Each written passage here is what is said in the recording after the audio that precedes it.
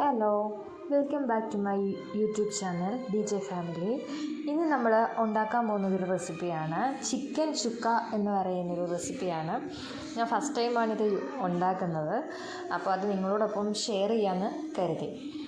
അപ്പോൾ ആദ്യം തന്നെ ക്ലീൻ ചെയ്ത് കുറച്ച് ചിക്കൻ പീസ് എടുക്കുക. അതിന് മുൻപ് തന്നെ നമ്മൾ സവാള നന്നായിട്ട് വറുത്ത് വെച്ചിരുന്നു. ശേഷം മുളക് പൊടി, മല്ലിപ്പൊടി, മസാല, ഗരം മസാല വീട്ടിൽ തന്നെ പൊടിച്ചതാണ്, അത് കുരുമുളക് പൊടി, ഉപ്പ്, പിന്നെ ശേഷം നമുക്ക് വേണ്ടുന്ന മറ്റ് പച്ചക്കറി ഐറ്റംസ് ഇതിനകത്ത് ചേർക്കേണ്ടത് ടൊമാറ്റോ, അതുകൂട്ട് ഗ്രീൻ ചില്ലി, പിന്നെ വെളുത്തുള്ളി, ജിഞ്ചർ ഗാർലിക് പേസ്റ്റ്, കറിവേപ്പില, ഇത് ഇത്രയും ഇട്ടതിന് ശേഷം തൈര് ഒഴിക്കണം.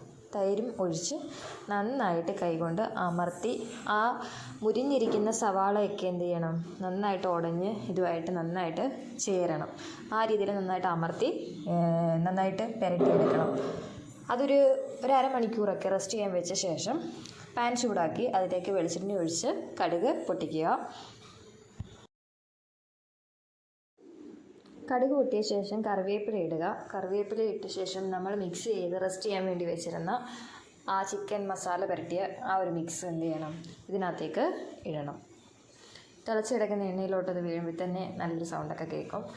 അങ്ങനെ അത് ആ വെളിച്ചെണ്ണയ്ക്കകത്ത് നന്നായിട്ട് റോസ്റ്റ് ചെയ്ത് എടുക്കണം. അത് കുറച്ച് നേരം കുറച്ച് വെള്ളം കൂടി ഒഴിക്കണം.